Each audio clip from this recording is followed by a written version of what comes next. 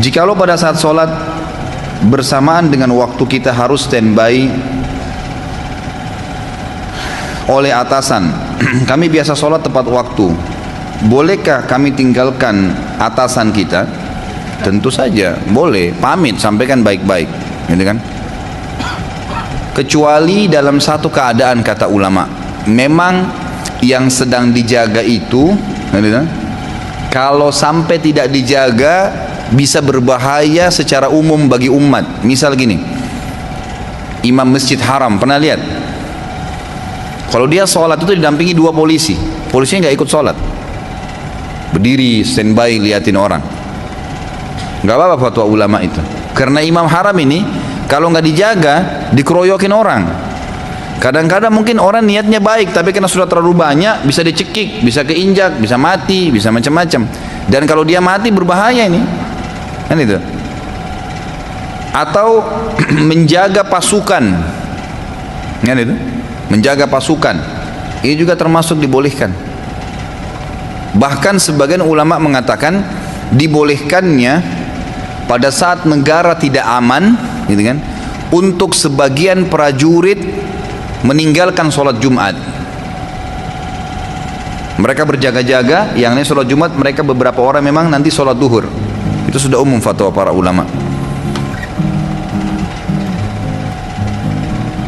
Pak Ustadz, masih ada waktu buat isi ceramah? Kami sangat ingin kehadiran Ustadz di Masjid Al-Bakri. Allahu alam, saya nggak tahu jadwalnya kapan yang antum butuhkan, gitu kan? Kalau insya Allah tidak bentrok dengan jadwal saya yang ada, insya Allah.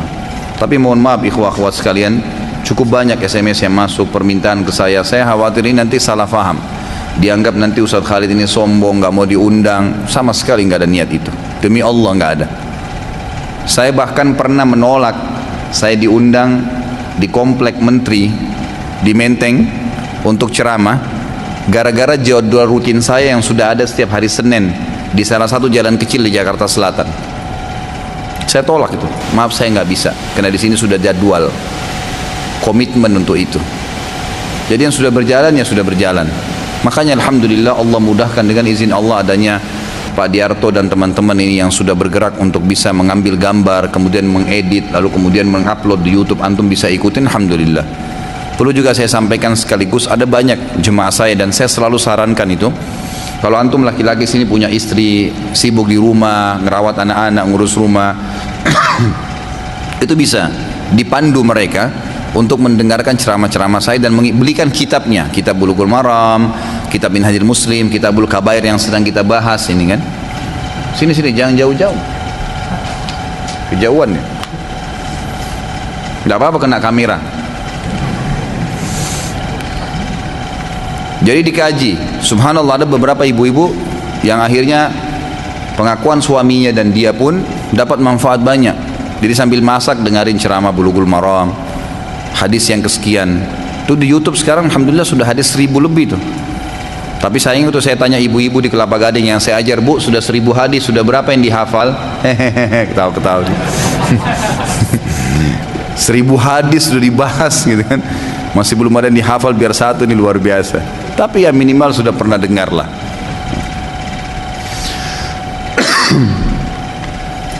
Dalam kisah sahabat-sahabat Rasulullah SAW disebutkan bahwa Talha memberikan nama untuk anak-anaknya dengan nama para nabi. Pertanyaannya, apakah anak-anak itu adalah doa dari orang tuanya?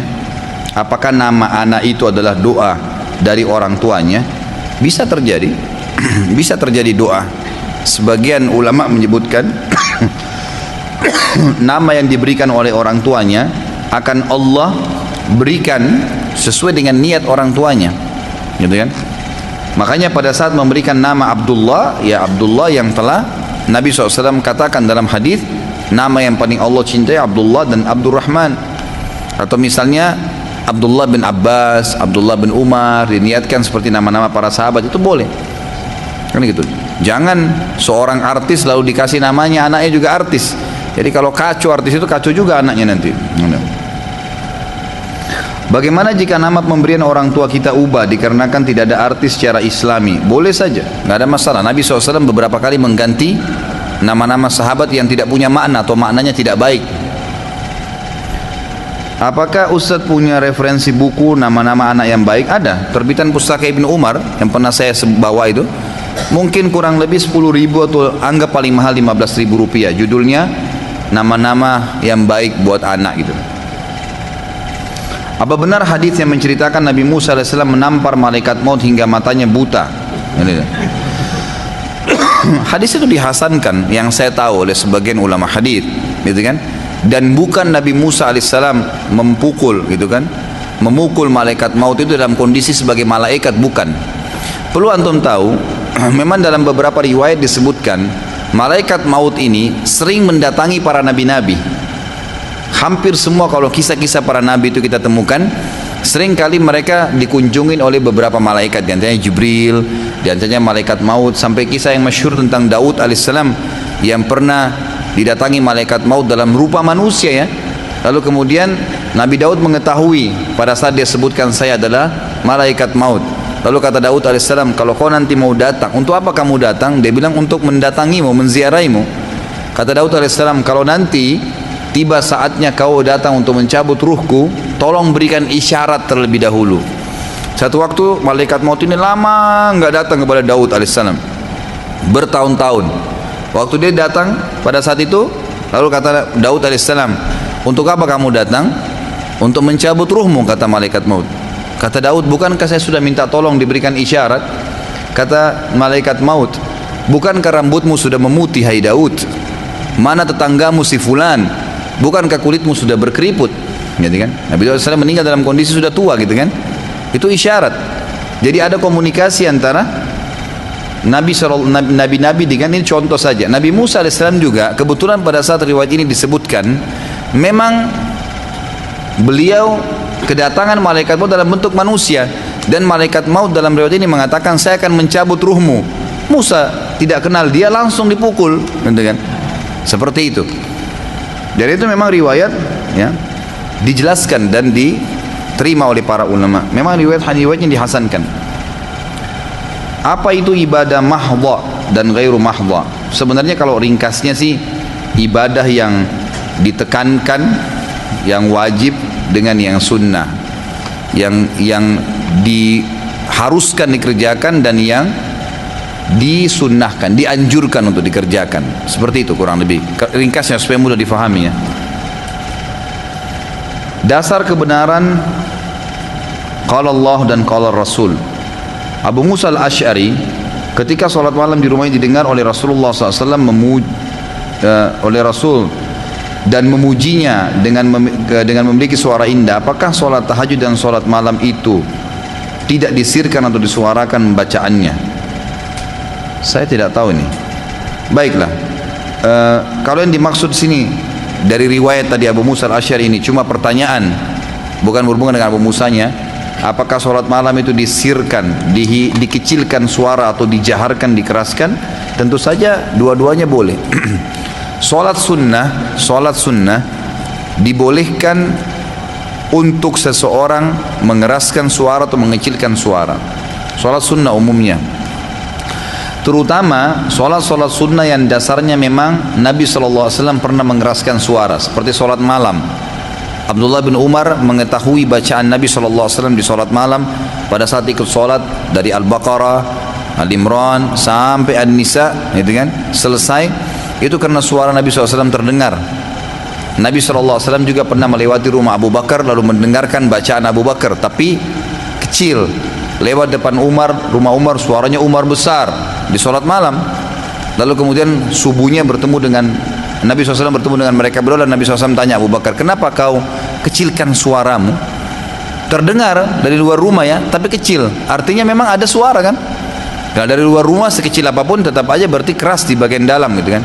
Kata Abu Bakar radhiyallahu anhu, saya tahu ya Rasulullah, sama siapa saya berbicara? Sama Allah maksudnya, ada adabnya, gak usah keras-keras. Lalu Nabi SAW tanya Umar, kenapa kau keraskan suaramu ya Umar? Kata Umar, agar tetangga saya bangun sholat malam. Dia malah mau bangunin orang, gitu kan? Kata Nabi SAW kepada Abu Bakar, wahai Abu Bakar, angkat suaramu sedikit. Wahai Umar, kecilkan suaramu sedikit. Artinya boleh mengeraskan suara di sholat-sholat seperti ini ya, malam. Kita tahu ada sholat gerhana, ya, mengeraskan suara. Kalau sholat-sholat yang tidak diriwayatkan dari Nabi SAW mengeraskan suara, seperti duha, tahiyat masjid, sunnah rawatib, maka yang lebih aula untuk seseorang tidak mengeraskan suara, tapi tidak juga menghilangkan suara, karena sir artinya mengecilkan suara, bukan menghilangkan. Sejak diangkat khalifah, apa alasan Ali? Selalu kalau sahabat ini bilang radhiyallahu anhu, ya, usahakan selalu diikuti itu sebagai tanda hormat kita. Di sini apakah alasan Ali memindahkan? Apa alasan Ali radhiyallahu anhu memindahkan ibu kota Islam dari Madinah ke Kufa di Irak? Itu pertimbangan secara pribadi dari Ali radhiyallahu anhu. Para ulama mengatakan memberikan tanggapan karena Ali radhiyallahu anhu tidak menjelaskan masalah itu. Beliau hanya menyatakan kalau ibu kotanya pindah ke Kufa, gitu kan. Salah satu atau sebagian ulama tabi'in coba, ya, memberikan gambaran karena pada saat itu ekspansi Islam yang tadinya diharapkan oleh Ali adalah menyempurnakan ekspansi Islam yang dulu oleh Umar bin Khattab disebarkan di negeri Persia. Waktu Utsman bin Affan jadi khalifah, seluruh Afrika sudah masuk Islam, seluruh Afrika. Negeri Syam, Lebanon, Syria, Palestina, Yordania di zaman Umar bin Khattab sudah runtuh. Bahkan sudah mulai masuk perbatasan Turki, gitu kan? Nanti di kerajaan Umayyah baru Turki masuk Islam. Kemudian wilayah Persia umumnya itu yang dekat-dekat dengan Jazirah Arab, Irak, Iran sekarang, kemudian sebagian Afghanistan, sebagian juga Rusia sudah masuk Islam. Tapi yang nyambung dengan Rusia ini, wilayah Rusia luas. Yang nyambung dengan Rusia, Cina, sampai ke Asia Tenggara nih belum. Ali radhiyallahu anhu berharap pada saat memindahkan ibu kota ke sana, tentu ini bukan Ali yang menyampaikan radhiyallahu anhu, tapi para tabi'in yang mengatakan, berharap agar ada pasukan yang mengekspansi lebih jauh Islam. Karena di zaman Utsman bin Affan radhiyallahu anhu, sebagaimana kita tahu, ada beberapa data yang saya temukan dan itu datanya valid. Kalau Asia Tenggara ini ternyata masuk Islam kebanyakan, termasuk Indonesia di zaman Utsman bin Affan. Nah, itu. Memang sudah ada utusan-utusan yang datang, termasuk Myanmar yang sekarang lagi kacau, Burma itu ternyata dulu ada kerajaan Islam di situ. Dan itu kurang lebih baru 600 tahun yang lalu runtuh. Makanya orang-orang Buddha itu memerangi kaum muslimin sampai sekarang fatalnya ini karena memang mereka khawatir kalau kerajaan Islam berdiri kembali. Mereka nggak mau terganggu seperti itu. Siapa yang menghidupkan sunnah yang sudah mati, maka dia akan mendapatkan pahala yang besar. Lalu bagaimana jika menghidupkan salah satu sunnah yang terasingkan di tengah-tengah kaum muslimin? Sunnah azannya Abu Mahdura, hayya galla salah, diganti dengan asyhadu an la ilaha illallah, syahadat lagi. Ketika hujan, hayya galla salah, diganti dengan sallu fi buyutikum, sallu fi buyutikum. Saya nggak tahu ini, mohon maaf, saya nggak punya ilmu di sini dan saya tidak tahu. Mungkin saya bisa cari tahu nanti, insya Allah, ya. Mayoritas ulama ahli sunnah mengkafirkan Syiah, tapi mengapa negara Saudi yang berpahaman sunnah mengizinkan orang Syiah umrah dan haji? Mengapa tidak dilarang saja? Karena ternyata kekafiran mereka. Jadi yang dikafirkan oleh ahli sunnah, orang-orang Syiah ini adalah para dai-dainya yang memang sudah sampai mengikrarkan bahwasanya Quran kurang dan sahabat kafir. Kalau simpatisan, orang-orang yang tidak mengerti apa-apa, masyarakat biasa. Jadi di Iran itu sendiri banyak kayak orang-orang kita ini yang dagang-dagang kaki lima pinggir jalan, hidupnya miskin. Agamanya apa, Bu? Islam. Apa Pak? Islam. Tapi nggak sholat, nggak tahu apa-apa, gitu kan? Bahkan pernah ada beberapa kaum muslimin ditanya di Jawa Timur lagi dagang, gitu kan? Agamanya apa? NU. Dia nggak ngerti, ya, dia nggak ngerti, subhanallah, gitu kan? Jadi karena dia nggak ngerti, ada anak-anak di pinggir jalan lagi nyanyi-nyanyi, lagi ngamen, saya lagi bawa mobil, saya buka jendela, saya panggil, sini nak, assalamualaikum, dia nggak jawab. Sini, kamu tahu nggak apa yang saya ucapin tadi? Nggak tahu Pak. Assalamualaikum kamu nggak tahu ya? Kamu agamanya apa? Islam Pak. Ngapain? Assalamualaikum nggak tahu. Bayangkan, mungkin tidak masuk di akal kita ya, tapi ada itu di tengah-tengah masyarakat, gitu kan, ada. Sampai sementara nunggu berapa detik itu saya bilang, nak saya ajarin kamu ya, orang Islam itu mengucapkan salam. Kalau kamu mengatakan Assalamualaikum dapat 10 pahala, warahmatullah 10, wabarakatuh 10. Coba kamu ucapin, ini 2000 nih saya kasih.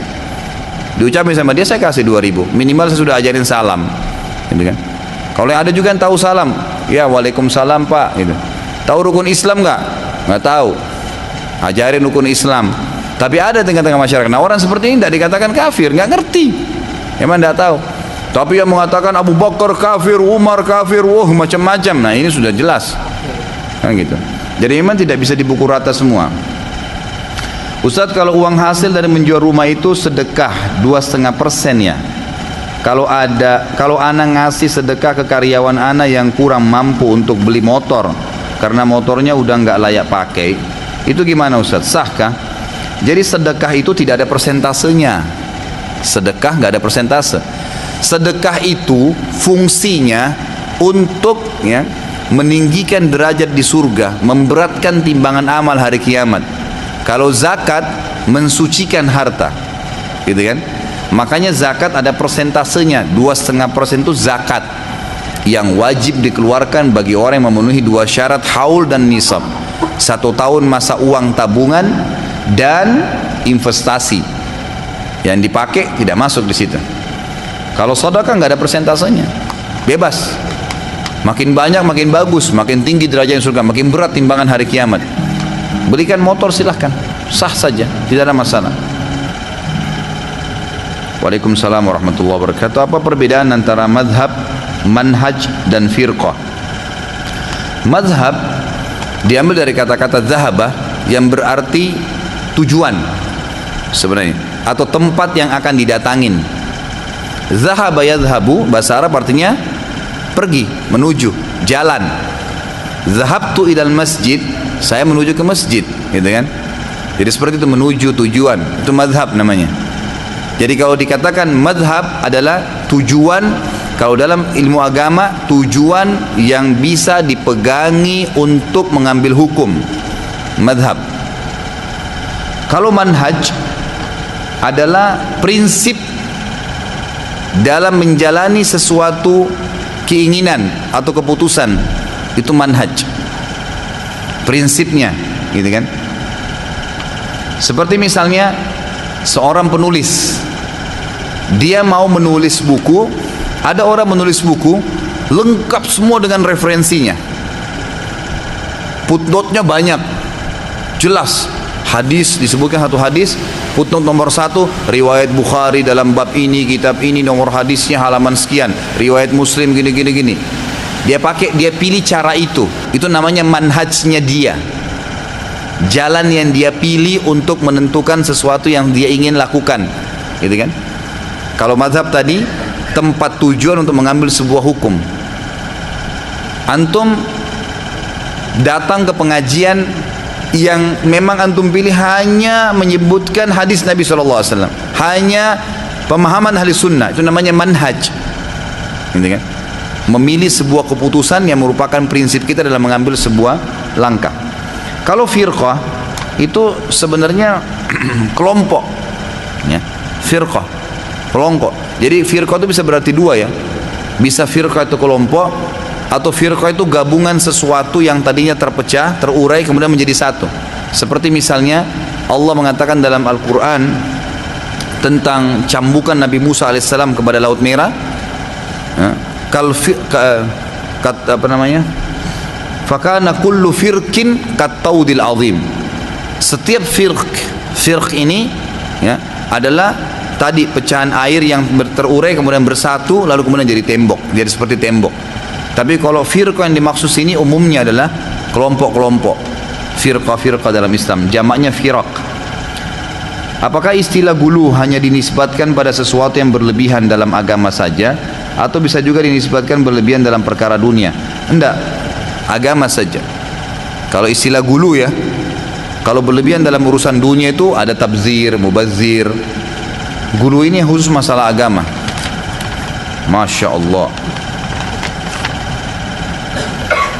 Ustaz Khalid, saya menanyakan bagaimana status dalam Islam apabila suatu pernikahan, ini ada gulu nggak ini, dari pihak istri tidak disetujui oleh orang tuanya sehingga menikah dengan wali hakim. Pernikahan ini sudah berjalan kurang lebih 30 tahun dan sudah mempunyai 3 orang anak. Salah satu anaknya adalah istri saya. Bagaimana saya harus menyikapi permasalahan ini? Ini pertanyaan satu ya. Tentu saya ditelusurin kembali ya, telusurin kembali. Tentu sudah berlalu, ya, sudah berlalu ini. Tidak mungkin lagi dibahas ya, sudah berlalu. Tapi kesalahan yang sudah berlalu menurut ulama dan orang yang sedang melakukannya, seperti si anak yang jadi istri anda ini, dia tidak tahu mungkin, gitu kan? Maka tidak berdosa. Anak yang hasil zina tidak menanggung dosa orang tuanya. Yang menanggung dosa cuma orang tuanya kan gitu. Bolehkah saya menikah dengan anak hasil zina? Boleh saja. Dia tidak berdosa soalnya. Yang berdosa orang tuanya. Ya, itu. Jadi seperti itu memahaminya. Sekarang orang tuanya salah, menikah dengan wali hakim. Ini juga ada hukum syar'i sendiri. Dilihat alasan orang tuanya, walinya menolak, kenapa? Kalau alasan pernikahannya, penolakan walinya dulu sesuai dengan syar'i, misal calon mempelai laki-laki ini memang dasarnya tidak baik akhlaknya, tidak sholat, ahli maksiat, tapi karena si perempuan sudah jatuh cinta, sudah tergila-gila, akhirnya menikah dengan laki-laki tersebut. Nah, ini nikahnya batal karena si wali ayah punya udzur syar'i, nggak boleh. Ini bahasa dan firman Allah SWT, ayyam mamra'atin angkahat nafsa bighairi idni waliyuha fanikahu batil. Wanita manapun yang menikahkan dirinya tanpa izin walinya, nikahnya batal, titik, zina berarti. Tapi kalau anda menikah dengan anak itu, anak hasil zina, saya sudah bilang tadi, nggak ada bebannya si anak dengan pelaku orang tuanya. Tetap aja dia dianggap orang biasa, manusia. Hukum umum kembali, kan dia tidak berdosa pada saat itu. Cuma status orang tuanya yang bermasalah. Tapi kalau seandainya si wali menolak, tidak sesuai dengan ya, atau tidak punya udzur syar'i, misal laki-laki itu soleh baik ditolak misalnya, kemudian si perempuan pergi ke wali hakim ditunjuk oleh pemerintah, sah nikahnya. Jadi dari dua sisi ya, saya bahas pernikahannya sah atau tidaknya tergantung daripada udzur syar'i atau tidak udzur syar'i bagi wali si perempuan tadi. Masalah pernikahan anda sah saja karena menikah dengan anak yang hasil zina pun itu setahu saya Allah dalam pendapat para ulama dibolehkan. Usia kandungan istri saya sudah menginjak 6 bulan dan sebentar lagi akan memasuki 7 bulan. Istri dan keluarga berencana mengadakan 7 bulanan. Saya sudah pernah mengingatkan bahwa acara tersebut tidak dianjurkan dalam Islam, dan saya menyarankan agar dana tersebut lebih baik disalurkan, diinfakkan untuk yatim ataupun bangunan masjid. Namun keluarga tetap mau melaksanakannya untuk menjaga perasaan istri dan keluarga saya tetap mengikuti atau tidak. Jadi gini, keputusan di dalam rumah tangga, sudah nikah nih, saya sudah akad-akad dengan wanita, yang menentukan keputusan di rumah siapa? Saya sebagai suami. Yang menjalankan keputusannya si istri. Keluarga nggak ada hubungannya, nggak ada hubungannya. Kita silaturahim dengan mereka silakan. Kalau kita buka diri semuanya seperti akhi yang bertanya ini jadi masalah buat kita. Akhirnya keluarga pun bilang, jangan kau masak tiap hari sayur asem. No, istrinya suaminya suka sayur asem, tapi campur tangan keluarga terlalu banyak. Semua rumah tangga yang terlalu banyak campur tangan keluarga pasti kacau. Pasti kacau. Tidak usah, orang sudah berumah tangga, anak kita, saudara kita, biarin dia hidup, jangan campurin. Kalau mereka minta saran, kita saranin. Silaturahim datang, silahkan. Jenguk kalau sakit, silahkan. Hukum syar'i saya jalani. Jangan campuri keputusan rumah tangganya orang, nggak boleh, nggak boleh. Saya mau cerai sama istri saya tanya dulu keluarga saya. Ngapain nanya? Yang tahu butuh atau tidak, salah atau benar kita. Ngapain libatin keluarga? Nggak perlu. Apalagi misalnya kita hidup rumah tangga 10 tahun nih, kemudian kita ceritakan kepada keluarga kita atau teman kita yang 10 tahun itu dalam setengah jam, begini. Dia kasih jawaban setengah jam, ceraikan aja, kan gitu. Salah. Keputusan di tangan kita. Ini teman-teman ya, yang jadi suami sini, keputusan di tangan antum dan patokannya hukum Allah. Istri dukung, kalau baik putusan suami dukung, kalau salah ingatkan. Ini salah bang, ini salah kak, ini salah. Agama Allah menyebutkan seperti ini dengan baik. Ya? Mengadakan acara seperti itu atau tidak adakan, itu tidak ada hubungannya sama keluarga. Sudah saya sepakat sama istri tidak adakan. Keluarga datang kenapa begini? Ya sudah, ini keputusan kami, tolong hormatin. Begitu, punya prinsip. Seorang muslim harus punya prinsip, dan prinsip dasarnya adalah halal haramnya hukum Allah, bukan keputusan orang. Kalau kita terus terpengaruh dengan perkataan orang, plim-plang, susah hidupnya. Saya pernah kasih contoh, masih ingat ya? Jalan sama teman-teman mau pergi makan di satu restoran, kemudian di situ terkenal nasi goreng. Ini cara membangun prinsip. Sederhana. Kita datang mau makan nasi goreng, pas melihat menunya ternyata ada mie goreng. Kayaknya pengen mie goreng nih. Teman-teman semua mau nasi goreng. Apa yang Anda harus lakukan? Pilih mie goreng. Lagi mau mie goreng, pilih mie goreng. Biasanya kalau keterangannya masalah makanan cepat difahamin. Teman-teman bilang, enggak, nasi goreng enak. Iya, saya lagi pengen mie goreng. Nanti saya incipin punya kamu ya. Udah gitu aja. Ditinggalin mie goreng, makan nasi goreng sama teman-temannya. Nanti pulang rumah kepikiran, coba tadi mie goreng ya. Gitu. Prinsip, yang penting benar. Gak apa-apa. Subhanallah, kita temukan orang yang punya prinsip ini selalu dihormatin di masyarakat. Orang tahu, oh ini nggak bisa, dia punya keputusan, gitu. Jadi jangan pelimplang. Apalagi ini berhubungan dengan salah dalam agama. Jangan diikutin, nggak boleh. Putuskan itu. Jadi seorang laki-laki penentu keputusan. Ketika orang belanja, apa ini? Sama ana pakai giro atau cek, ana terima dan terjadi jual beli. Tapi setelah itu karena sesuatu hal dan membutuhkan uang giro cek tersebut, ana jual dengan potongan tertentu berdasarkan lamanya giro cek itu cair. Sebulan 5% dan 2 bulan 10%. Bagaimana hukum ana jual giro cek tersebut? Nggak boleh. Cek dan giro kan itu uang, sama saja jual uang. Nggak boleh. Kita boleh kalau ini apa ini? Oh saya kira karton. Jadi nggak boleh akhi ya, nggak usah, cairkan saja. Butuh sesuatu mungkin bisa buka pintu utang kalau nggak ada duit sama sekali. Tapi kalau dijual dengan tadi persentase nggak boleh. Kalau ada teman kita yang mau bantu nih, ini cair nih akhir bulan saya butuh duit 10 juta, ini uangnya 10 juta nih, ceknya. Udah dia bantu. Pernah kan saya bilang ikhwah sekalian perhatikan ya, di dalam Islam hati kita harus dipilah. Ada pengeluaran uang di jalan Allah sifatnya jasa, tidak boleh bertambah utang dan gadai. Tidak boleh bertambah ini, jangan ditambah ini pahala, harapin pahala. Utangin orang jangan berbunga, gadai jangan membengkak, jangan orang gadain rumah, nilai rumah 100 juta kita ambil 20 juta.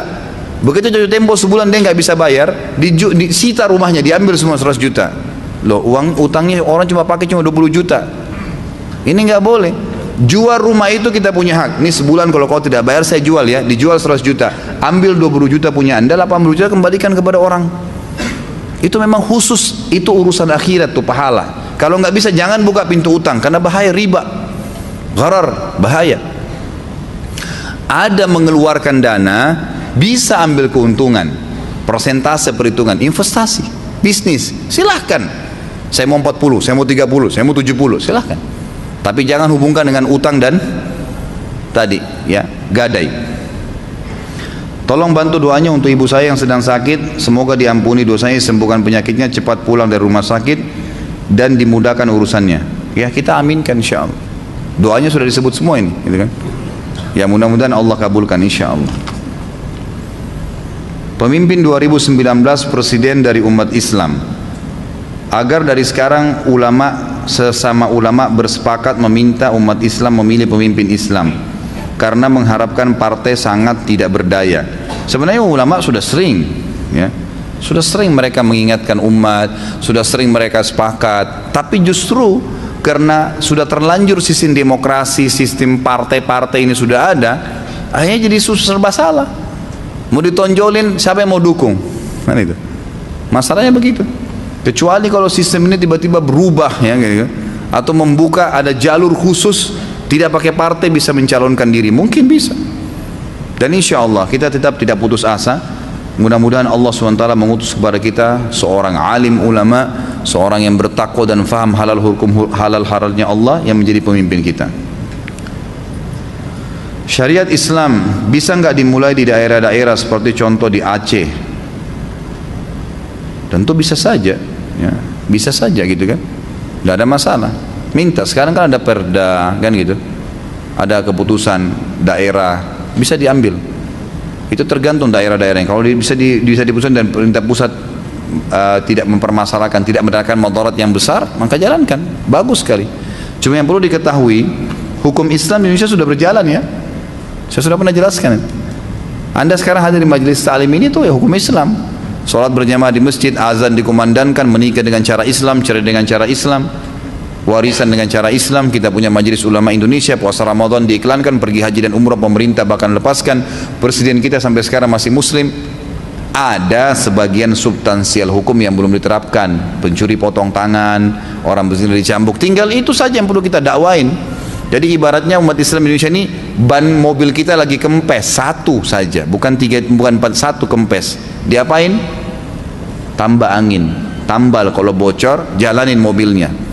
Ini ada banyak kelompok yang guluh nih, melampaui batas, hancurin ini semua, togut. Togut itu penyembah syaitan, semua ini kafir. Masya Allah. Memang ente bisa bangun sebuah pemerintahan?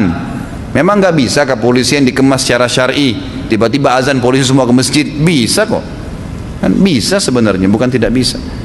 Jadi jangan sampai kita salah faham, ban mobil pecah dibuang semua mobilnya. Akad serah terima kepemimpinan Islam kepada agama lain sejak 70 tahun yang lalu diresmikan di Istana Merdeka. Allahu alam, saya nggak tahu nih. Tapi insya Allah kita tidak putus asa ya. Allah SWT maha melihat dan kita tetap berikhtiar, berusaha. Apa maksud dari surah Al-Humazah ayat 2 yang artinya yang mengumpulkan harta dan menghitung-hitungnya? Apakah kita tidak boleh menghitung uang atau harta kita? Bukan, maksudnya adalah prestasi dunia. Secara letter-let artinya harta yang dikumpulkan. Kata ini sekali lagi kembali kepada makna para sahabat. Para sahabat menafsirkan makna alladzi jama'a malan wa addada, yang ngumpulin harta dan menghitung-hitungnya. Secara bahasa Indonesia addada artinya hitung-hitung. Sebenarnya kalau dalam bahasa Arab addada itu artinya menyimpannya dan tidak mengeluarkan sesuatu yang dibutuhkan, seperti masalah zakat, sedekahnya, itu yang dimaksud, gitu kan. Dan di sini juga makna globalnya adalah prestasi dunia. Kelompok Humazah dan Lumazah yang suka menceritakan aib orang lain dan mencontohkan perilaku kekurangan orang lain, itu paling banyak tertimpa kepada orang yang kejar prestasi dunia. Misal buka toko, sebelahnya ada toko, gitu kan. Lalu ada pembeli masuk ke toko dia mengatakan, ini berapa gulanya Pak, Bu? 7.500. Tuh toko sebelah 6.500, kan itu. Mestinya pada saat itu apa yang kita harus lakukan? Oh iya, saya sih nggak bisa karena modal saya memang sekian. Ya misal modal kita memang sudah 6.500, saya ambil 1.000 rupiah, udah selesai. Jangan bilang, oh itu mungkin gulanya palsu. Nah itu kelompok Humazah itu. Mau jadi kandidat rektor di kampus, saingannya ada, dijatuh-jatuhin kandidatnya. Nah ini termasuk dalam kelompok Humazah tadi. Jadi kita menjamak sholat maghrib dengan isya, dengan sholat isya, dan dilakukan di waktu isya jamak takhir. Sholat mana yang lebih dulu dilakukan? Mana ustadz-ustadz nih, jawab dong. Terus bertanya masalah jamak sholat, tidak selesai-selesai. Tentu sholat maghrib tetap urutannya, tetap sesuai dengan urutan. Duhur dan asar hanya boleh dijamak dengan asar. Duhur hanya boleh dijamak dengan asar.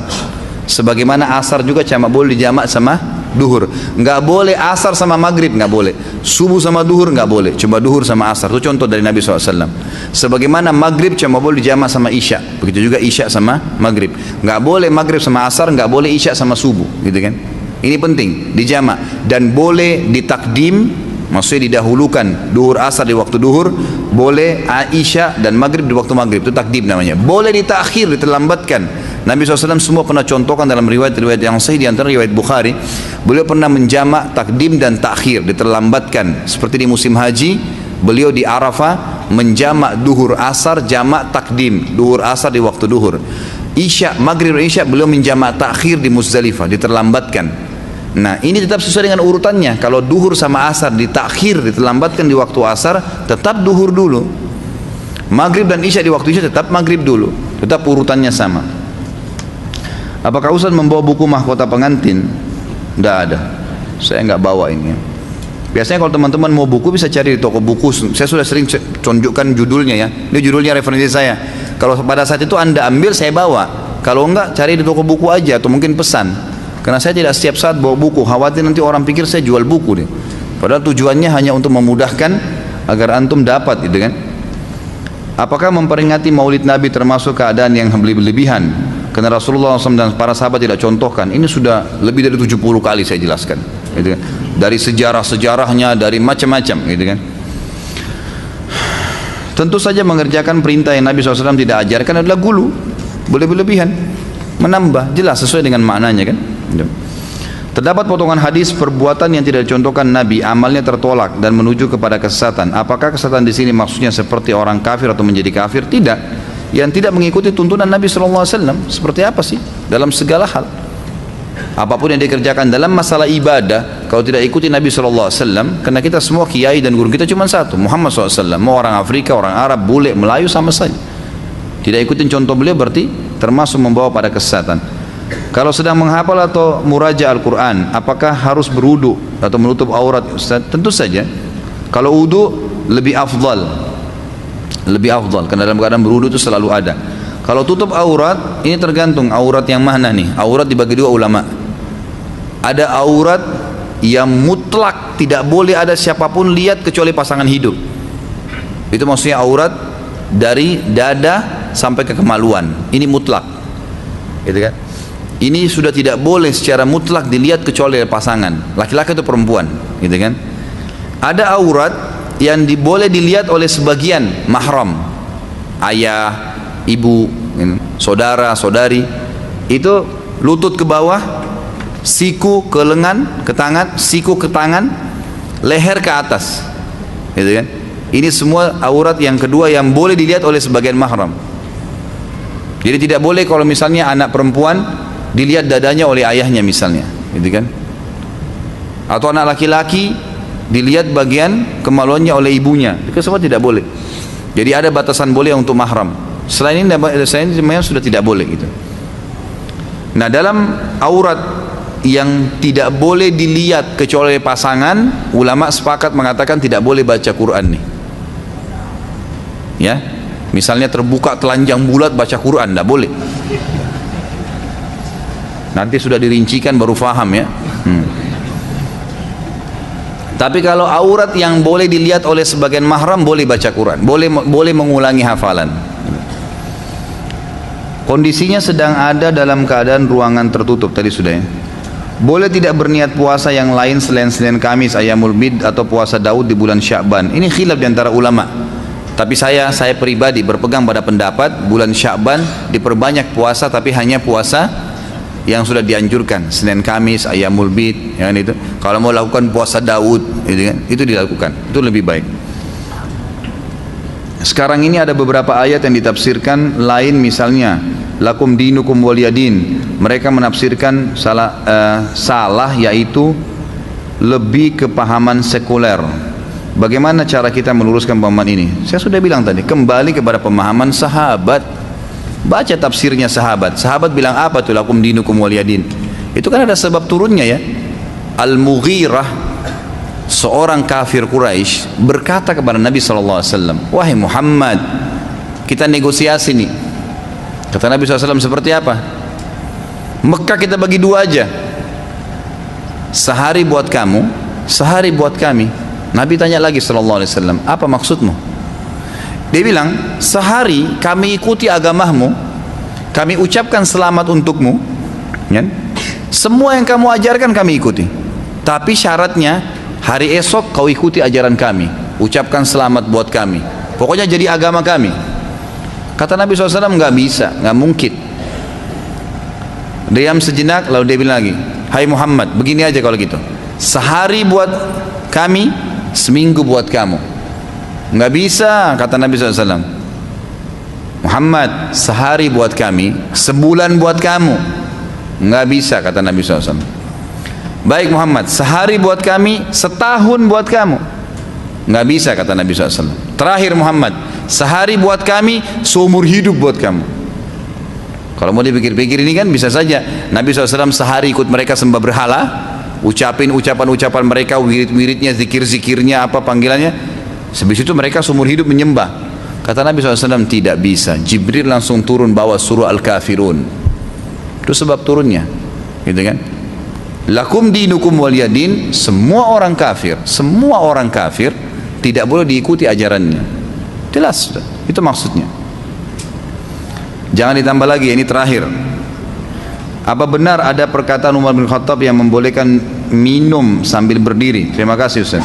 Saya nggak tahu riwayat itu, tapi ada riwayat yang menyebutkan Nabi kita Muhammad SAW pernah minum berdiri. Makanya ulama hadis mengatakan minum berdiri hukumnya makruh, bukan haram. Dalam satu perjalanan, Nabi SAW pernah sebelum naik ke unta beliau, yang saya tahu riwayatnya Allah alam, beliau pegang kendi kemudian beliau minum berdiri dan disaksikan oleh para sahabat. Maka ulama mengeluarkan hukum, kalau seseorang tidak memungkinkan duduk, dibolehkan dia minum berdiri. Darurat, tapi mana lebih afdal? Duduk. Tidak ada ulama hadis yang mengatakan minum berdiri itu haram, nggak ada, tapi makruh. Allahu alam. Rabbana atina fid dunya hasanah wa fil akhirati hasanah wa qina adzabannar wa adkhilnal jannata ma'al abrar ya azza wa ya abram sallallahu nabiyana Muhammadin wa ala alihi washabihi wasallam subhanakallahumma wa bihamdika asyhadu an la ilaha illallah astaghfirullah wa atubu ilaik. Wassalamualaikum warahmatullahi wabarakatuh.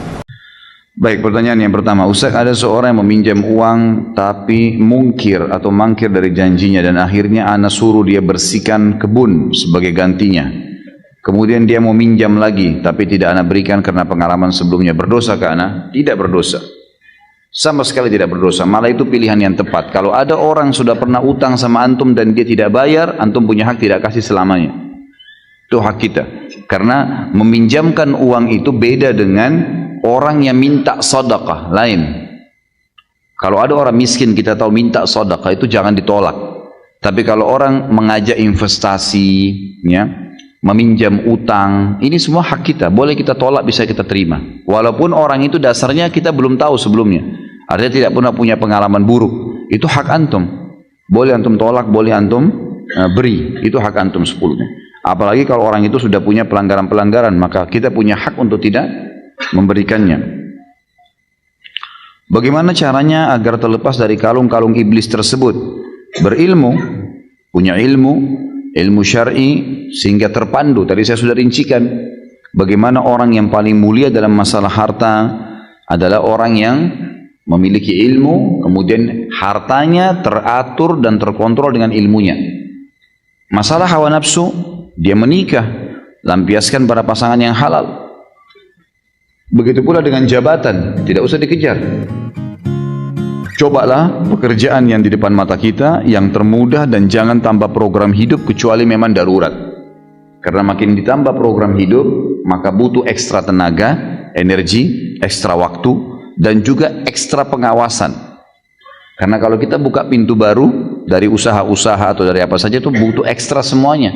Energi kita, waktu kita, dan juga ada pengawasan. Pengawasan terhadap usaha kita juga diawasi ekstra oleh para malaikat. Maka sebaiknya harus dibatasi. Itu akan membuat kita tidak mengejar jabatan. Anak kerja di hotel, sering dapat hadiah dari tamu. Apakah anak wajib membagi teman anak dari hadiah itu? Anak sering membaginya ke teman anak. Apakah anak dosa sewaktu-waktu anak tidak membagi ke teman anak? Tentu saja itu bebas, bisa bagi bisa tidak. Itu hak antum, hak anda itu. Mau kasih atau tidak. Saya diberikan, saya dapat usaha sama dengan gini. Saya dapat keuntungan dari bisnis. Apakah saya harus membagi kepada teman saya? Jawabannya tidak. Bebas saja. Mau kasih silakan, tidak kasih nggak masalah. Gimana hukumnya kalau kita ditraktir makan yang mana teman ini masih bergelut sama harta riba? Jangan makan. Nggak boleh nih. Berarti antum sudah tahu lagi kan? Makan yang haram. Jangan makan.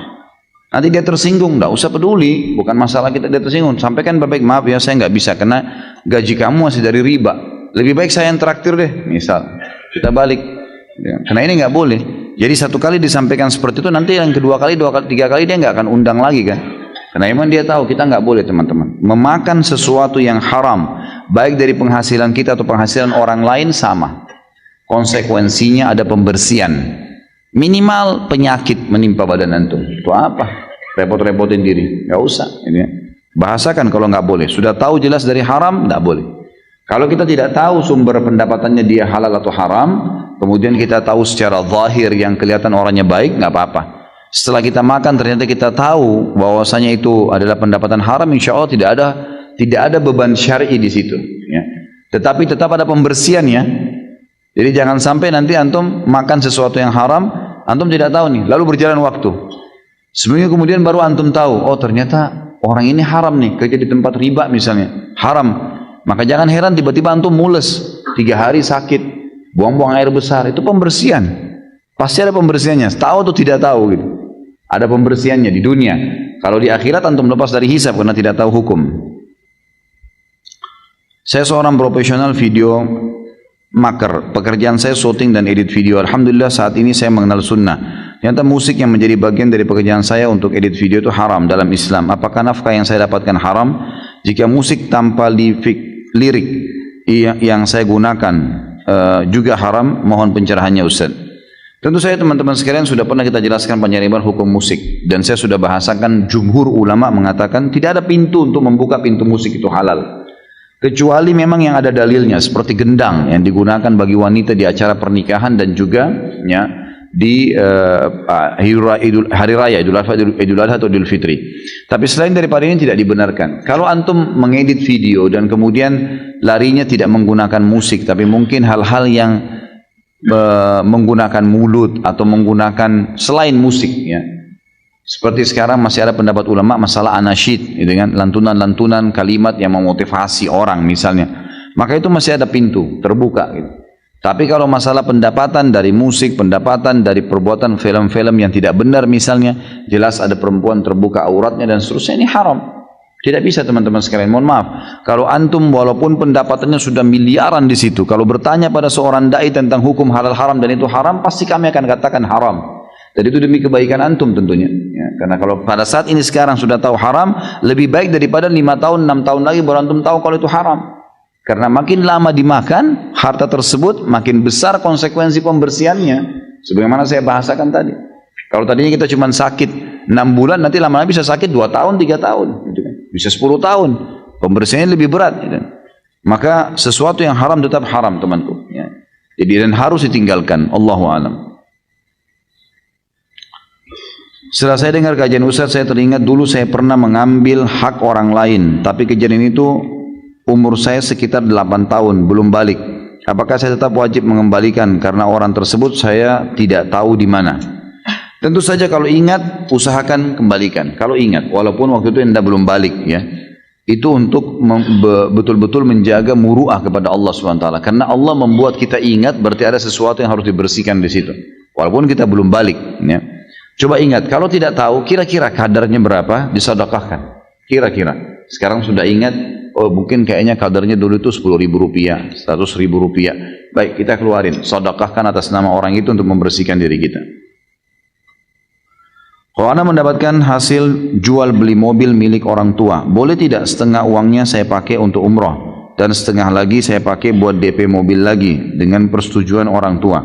Kalau pemilik uang setuju nggak masalah, orang tua atau orang lain. Ada teman kita investasi dengan kita 100 juta, lalu kemudian untung 20 juta misalnya. Lalu kemudian kita ingin umrah, minta izin sama dia pemilik uang, ini 20 juta, tadinya kita bagi 10-10 nih, 50-50% keuntungan. Tapi saya pengen umrah, bisa nggak saya pakai dulu? Tapi itu utang. Oke, kalau dia izinkan silahkan, nggak ada masalah. Sama halnya juga kalau digunakan untuk bisnis yang lain, buka cabang atau apa saja, beli produk-produk yang baru, ya, untuk inovasi baru. Maka itu semua selama pemilik modal mengizinkan, tidak ada masalah. Bahkan kalau pemilik modal memberikan, menghalalkan, itu semua adalah halal. Ada sebuah lembaga di sana memberikan info ke orang-orang untuk membantu memberikan pinjaman kepada orang yang sedang membutuhkan pinjaman. Lembaganya memberikan fasilitas kepada peminjam untuk menginfokan kebutuhan dia kepada orang-orang melalui website. Jadi seperti diiklankan sehingga bisa dengan mudah mendapatkan pinjaman. Income dari lembaga tersebut adalah infak operasional 0-25% diberikan kepada si pemberi pinjaman. Dan sifatnya apa ini? Baiklah, misal si A sama dengan peminjam dan si B pemberi pinjaman. Si A diiklankan oleh lembaga bahwa sedang membutuhkan dana sebesar 10 juta untuk modal dengan batas pengembalian disepakati. Kemudian si B bersedia membantu melalui lembaga dengan memberikan pinjaman 10 juta dan infak ke lembaga misal 10% dari 10 juta. Jadi bisa milih infaknya berapa. Si A akan mengembalikan uang kepada si B sebesar 10 juta. Apakah ada celah riba dan kezaliman? Bagaimana hukum infak yang diterima lembaga? Riba, nggak boleh. Apa haknya lembaga itu ngambil? Selama utang tidak boleh, nggak bisa. Antum mau membantu, saya sudah pernah bilang, ada dua investasi, ada investasi akhirat. Utang dan gadai tidak boleh bertambah, tidak bisa. Mau dinamakan itu sedekah, infak kah, 2% kah, 1% kah, 0, sekian persen, tidak boleh, nggak bisa. Karena utang tidak boleh berbunga, antum pun tidak boleh mengambil untung dari situ. Sama saja, kan gitu. Jadi nggak bisa. Allahu a'lam, ini yang saya tahu. Lebih baik dihindari. Kalau memang antum mau buka lembaga, hutangkan orang, jangan ambil keuntungan dari situ. Jangan ambil keuntungan. Memang iklanin si A butuh uang, lalu si B didapatkan ternyata bisa membantu, ya sudah antara mereka silahkan berjalan. Kita bantu lillahi ta'ala. Kalau ada di antara mereka yang memberikan, dia sendiri yang mau, itu lain, itu halal. Tapi kalau kita mengatakan ya ini ada infaknya ya, tapi terserah bebas berapa, sama aja. Tetap masuk dalam mengambil bunga atau ada nilai dari utang, tidak boleh. Utang tidak boleh bertambah, teman-teman sekalian. Itu hukum syar'inya. Bagaimana bila ada orang berhutang kepada orang lain melalui perantara saya dan tidak dibayar sampai sekarang? Apakah saya turut berdosa? Apakah saya harus menggantinya? Tergantung kesepakatan awal. Kalau antum menjadi penjamin, ini orang si A pinjamin aja. Antum bilang sama si B, ini si A pinjamin aja. Saya yang tanggung. Saya penjaminnya. Oh itu wajib, nggak bisa. Kita jamin. Tapi ini loh teman saya butuh uang, ini loh teman saya mau menikah, tapi silakan ya ditanya semuanya, saya tidak bertanggung jawab. Mau dipinjamin silakan, mau dinikahkan silakan, tapi saya tidak bertanggung jawab. Saya cuma memenuhi niat dia yang baik, itu yang paling aman. Jadi jangan bilang saya jamin, nggak boleh. Mengatakan jamin ini berarti masuk dalam syarat yang wajib dipenuhi. Antum jadi penjamin, antum harus menjamin itu. Menjamin berarti kalau dia hilang, dia lari, maka dia harus digantikan. Itu konsekuensinya. Makanya jangan jamin. Jangan jamin sama sekali. Bantu saja. Ingat, masuk dalam masalah utang tadi, masuk juga dalam masalah menikah. Banyak orang begitu, dia bantu temannya menikah. Lalu dia bilang, saya jamin kok teman saya baik begini. Jangan. Walaupun antum tahu dia. Kalau ditanya, baik nggak orangnya? Setahu saya baik. Tapi dia mau menikah loh ya sama adik kamu. Tanyain baik-baik. Jangan bebankan saya. Saya cuma bantu karena dia niat baik. Tapi saya tidak bertanggung jawab. Silakan tanyain. Begitu saja. Jadi jelas kita lepas dari hukum syar'i. Dulu waktu SMP saya pernah menipu es kelapa. Saya tidak bayar ketika ramai. Saya bilang uang saya 10.000, jadi saya dapat es kelapa dan kembalian haram itu, Ustaz. Pertanyaannya, apa saya sudah tidak bisa masuk golongan 70.000 umat Muhammad, umat Rasulullah SAW masuk surga tanpa hisab? Masih bisa, tapi taubat. Dan kembalikan, cari itu penjual es tuh. Coba suruh bandel dulu. Hah? Ini iseng bener. Ambil es kelapanya orang nggak bayar. Baiklah, mungkin belum tahu. Jadi sekarang datang ke sekolah itu, kalau masih ingat sekolahnya. Biasanya tuh subhanallah penjual-penjual di kantin di sekolah itu masih ada. Saya dulu sampai kalau tidak salah kuliah ya, sudah selesai kuliah malah. Saya datang ke SD saya di Makassar masih ada tuh. Guru yang pernah ngajar saya, gitu kan. Masih ada tuh penjual-penjual gitu kan, masih ada, subhanallah. Jadi memang masih ada, coba tanya. Kalau ada kembalikan, maaf ya dulu saya tidak mengerti hukum agama, tapi saya pernah begini, kembalikan uang 10.000 rupiah. Sama tadi hukumnya, kalau tidak ketemu, sedekahin. Taubat, sedekahkan, maka insya Allah akan masuk 70.000 itu. Dalam perkara kezaliman mengambil harta orang lain secara paksa, apakah dalam hal ini termasuk mengambil harta orang kafir? Semisal yang paling umum dilakukan adalah mendownload aplikasi bajakan, mendownload e-book, buku-buku agama dan lain-lain. Apakah ini termasuk kezaliman? Jawabannya iya. Orang kafir pun tidak boleh dizalimi, orang kafir pun tidak boleh ditipu, orang kafir pun tidak boleh dibohongin, tidak bisa. Kalau seorang muslim melakukan itu dan dia tidak sempat bertaubat, maka Allah subhanahu wa ta'ala akan menghukum dia sesuai dengan kadar yang diambil dari orang itu. Walaupun orang kafir tidak bermanfaat buat dia hari kiamat, dia tetap masuk neraka. Tapi orang muslim yang buat kezaliman kepada orang kafir tetap akan dihukum oleh Allah sesuai dengan kadar dosanya itu. Misal dia mencuri 100 juta, ya sudah Allah hukum 100 juta itu.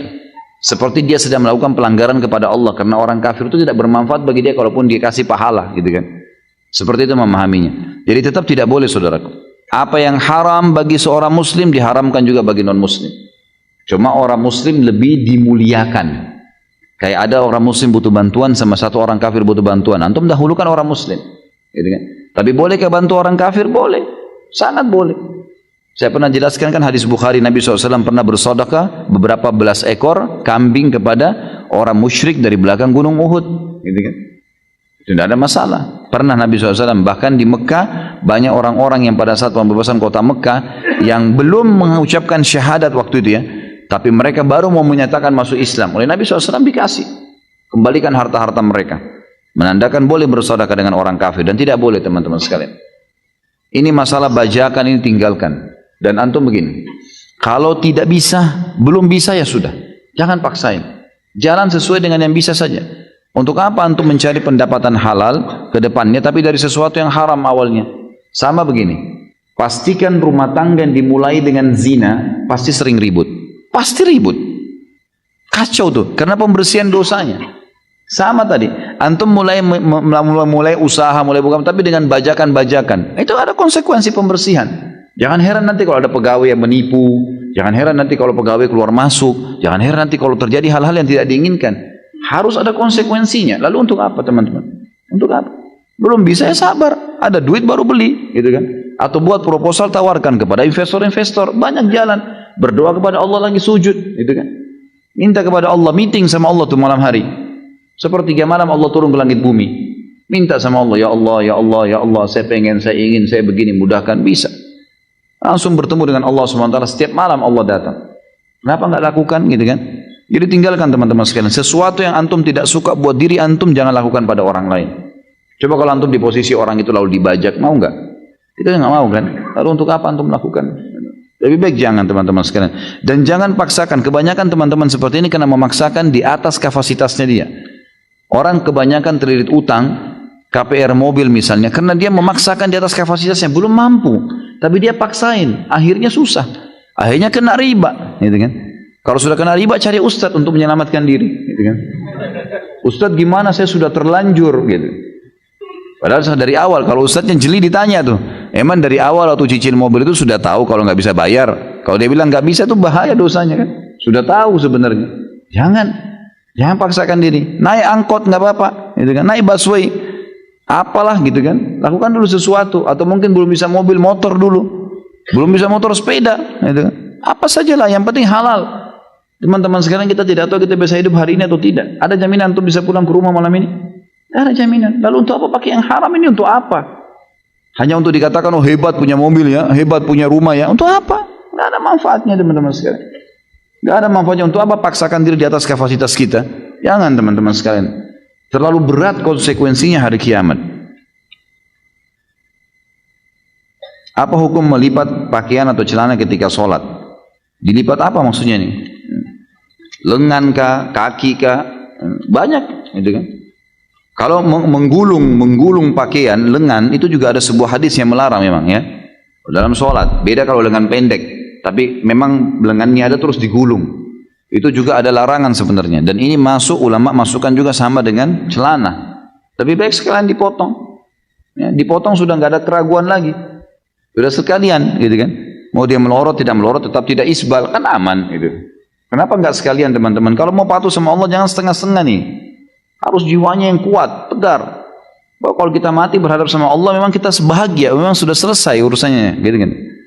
Jadi jangan setengah-setengah. Saya kadang iri melihat orang yang dilebihkan harta oleh Allah. Saya tahu bahwa sifat saya jelek. Tolong nasihati saya Ustaz agar tidak kufur nikmat dan berburuk sangka kepada Allah. Lihatlah selalu orang yang di bawah kita. Kalau misal ada orang kita lagi diberikan oleh Allah motor ini misalnya tahun 2012 lah misal motor itu. Jangan lihat orang motornya yang lebih mewah. Lihat orang yang lebih susah teman-teman sekalian. Lihat orang yang lebih susah. Saya kemarin di Makassar subhanallah masuk ke satu tempat orang cacat. Tidak tahu kenapa kami tiba-tiba pas lagi mau ceramah, itu kan mampir di tempat itu untuk sholat asar. Habis asar janjian untuk ceramah. Pas masuk di sana, sholat duhur maaf. Sholat duhur baru kemudian saya ceramah habis duhur. Pas masuk di situ ternyata itu lembaga pemerintah resmi untuk mengurus orang-orang cacat. Kami masuk di masjidnya, dari imamnya sampai makmumnya semuanya cacat. Subhanallah. Kayak Allah lagi peringatkan gitu. Kita turun, panitianya datang dengan mobil mewah, dijemput mobil mewah, lalu turun, subhanallah, sholat di situ. Begitu masuk di saf, saya sudah mulai lihat kiri kanan, subhanallah, imamnya cacat. Tubuhnya pendek, kemudian dia ada masalah di fisiknya. Orang di sebelah semua sholat ini orang cacat. Ada yang satu datang, subhanallah, masuk masjid sampai menggiling-gulingkan badannya untuk sholat gitu kan. Saya balik kiri kanan lalu saya mengatakan, subhanallah. Coba lihat ikhwani, bagaimana Allah sampaikan kita di masjid ini untuk memberikan peringatan kepada kita. Lihat ada orang yang susah, tapi mereka tetap semangat, hidup, mereka bekerja. Lihat nih, kalau kita mau lihat selalu orang-orang yang lebih hebat fisiknya daripada kita, lebih gagah, lebih cantik, lebih kaya, kita tidak akan pernah bersyukur. Lihat orang-orang yang begitu. Coba antum lewat, alhamdulillah di Indonesia cukup banyak. Kita bisa lihat orang yang tiap hari pungut gelas-gelas air mineral, bajunya kotor gitu kan. Ada banyak, tangannya kotor, hidupnya susah. Sampai ada yang jalan setengah mati gitu. Saya hampir setiap hari, tidak pernah tidak teman-teman sekalian. Setiap saya keluar dari rumah saya di Condet menuju ke Kemang, menuju kemana-mana kalau lagi pengajian, pasti saya dapat. Tidak pernah kurang dari 3-4 orang miskin itu sudah pasti. Pasti orang susah. Kemudian saya sempat mampir, lihat mereka, tanya kabarnya bagaimana. Jadi biar saya tahu ini motor aja saya pakai sudah nikmat yang luar biasa. Alhamdulillah. Ada orang kesian, jalan kaki, sendalnya putus, tua. Antum masih pakai sendal baru, sendal bagus. Gitu. Selalu lihat orang yang di bawah. Itu nasihat yang paling luar biasa. Kata Nabi SAW, kalau kalian diberikan nikmat, lihat orang yang di bawah kalian. Karena kalian lihat orang yang di bawah kalian, karena kalian akan selalu bersyukur. Dan ulama mengatakan kalau mau ditambahkan, dilengkapkan hadis ini, bukan ditambahi hadisnya, tapi dilengkapkan dengan cara memahami kalau diberikan cobaan, lihat orang yang lebih berat. Misal kita lagi flu, lihat ada orang yang flu dan demam. Kita flu dan demam, ada orang flu, demam dan rematik. Kita flu, demam, rematik, ada orang stroke. Kita stroke, ada orang yang meninggal dunia. Ada orang yang lebih berat dari cobaan kita. Maka kita akan terus bisa menjalani kehidupan. Sudah sunnatullah. Subhanallah. Orang susah lebih banyak daripada orang mampu, orang kaya itu. Lebih banyak orang susah daripada orang kaya. Saya kemarin subhanallah mau ke Balikpapan. Baru kemarin dari Sudirman saya naik motor ke pengajian. Kemudian saya minta tolong salah seorang ikhwan untuk jemput motor saya. Lalu saya naik taksi. Begitu naik taksi ada bapak supir taksi ini orang yang sudah tua. Mungkin ya kalau saya lihat umurnya sudah mendekati 70 tahun. Rambutnya putih semua, duduk ngobrol sama saya. Dari bahasanya beliau saya tangkapnya kayaknya memang orangnya, dia bilang sudah takdir saya nih Pak, saya selalu jadi supir dari dulu gitu. Dia tidak menyelesaikan sekolah gitu. Tapi alhamdulillah saya hidup. Alhamdulillah Pak. Saya dengar ceritanya teman-teman sekalian, kalau saya dari awal sampai ke bandara dengar ceritanya, subhanallah uang 1.000 rupiah itu bernilai sekali buat dia, gitu kan? Luar biasa itu. Sampai dia bilang saya store ini Pak susah, store taksi ini 320.000 per hari, susah dia bilang. Saya kumpulin susah. Tapi alhamdulillah anak-anak saya sekolah di pesantren 3 orang, alhamdulillah begini, alhamdulillah begini. Saya bilang Pak, dia sudah ngomongin saya Pak, Bapak tinggal sabar meninggal, Bapak masuk surga nih. Ini sekarang cobaan Allah yang sedang datang Pak. Itu adalah sesuatu nikmat yang besar kepada Bapak. Karena dengan cara seperti ini Bapak dalam ketaatan Allah. Mungkin kalau Bapak diberikan lebih daripada ini, ya, mungkin Bapak lebih susah. Ya. Nanti akhirnya susah, lupa dengan Allah. Sekarang Bapak masih mau mampir sholat. Bapak masih mau mengingat kelebihan-kelebihan yang Allah berikan. Ya. Maka itu sebuah nikmat, syukurilah. Saya melihat subhanallah, Allah kayak perlihatkan lagi saya. Nih lihat nih, ingat Khalid, ini ada orang yang lebih susah. Saya bersyukur terus sepanjang jalan. Alhamdulillah Allah masih kasih saya bisa jalan, bisa normal, saya masih bisa punya pendapatan, masih bisa biaya keluarga, istri, anak saya. Alhamdulillah, dan berusaha dari rezeki halal. Jadi coba lihat orang yang lebih susah teman-teman. Banyak sekali gitu kan. Kita kalau masuk di gang-gang di Indonesia ini, saya berapa kali masuk di kampung Melayu, di beberapa gang jalan, waktu itu ada mau azan, saya antar istri saya ke Hermina di rumah sakit waktu itu. Kemudian saya masuk cari mana masjidnya di sini. Oh di belakang, lewat gang-gang, masuk gang. Rumah-rumah orang berdempet-dempetan semua. Ada orang yang buat, bapak-bapak lagi buat gorengan, jual gorengan di depan rumahnya. Saya lihat mungkin ya modalnya mungkin 70.000, 100.000 gitu kan modalnya. Kemudian dia jual di tangga-tangganya, datang beli, bayar 1.000, untung 100 rupiah, 200 rupiah. Seperti itulah. Dan hidup, orang-orang hidup. Azan mereka ke masjid, sholat dengan bahagia, pulang ke rumah pakai sendal jepit, masya Allah, enak hidupnya tuh, gitu kan? Dan ingat teman-teman sekalian, kata Nabi SAW, bukan saya larang antum menjadi orang kaya. Kalau Allah lagi bukakan, alhamdulillah. Apalagi kalau bisa diikuti dengan ilmu. Tapi kata Nabi SAW, mayoritas penghuni surga adalah orang-orang miskin. Memang orang susah.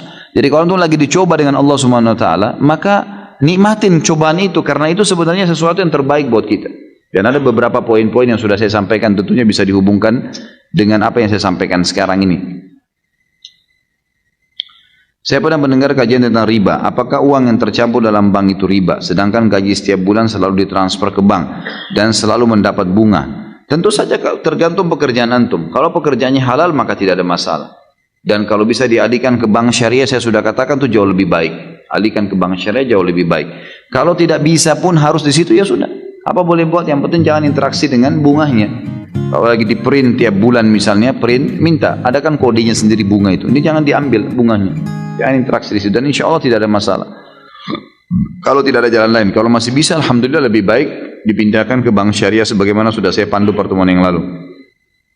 Ketika kita berhutang dengan orang lain, tapi sebelum kita bayar ternyata orang tersebut sudah meninggal dunia, lalu kita tidak tahu di mana rumah keluarganya saat ini. Apakah hutang tersebut akan jadi tanggungan ana sampai hari kiamat nanti? Bagaimana ana membayarnya sedangkan tidak tahu di mana rumahnya? Sudah kita jawab ya. Jadi sedekahkan atas nama orang itu. Tentu setelah berusaha mencari tahu ya, kalau sudah tidak tahu sama sekali baru sedekahkan atas nama orang itu, bukan atas nama antum tapi atas nama orang itu. Apakah boleh berinfak dengan niat membayar utang tersebut? Orang yang kita tidak bisa temui tadi, ya sudah saya jawab.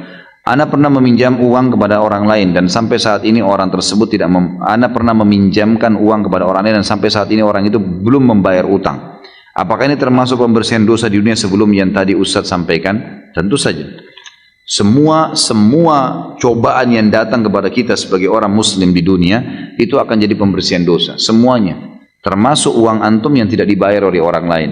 Yang sudah saya bahasakan khusus utang, siapa yang berutang mengutangkan orang lain kemudian tidak dibayar sampai jatuh tempo, dia seperti bersedekah setiap harinya setengah dari harta itu. Kalau sudah sampai jatuh tempo dan dia belum bayar, double pahalanya, gitu ya.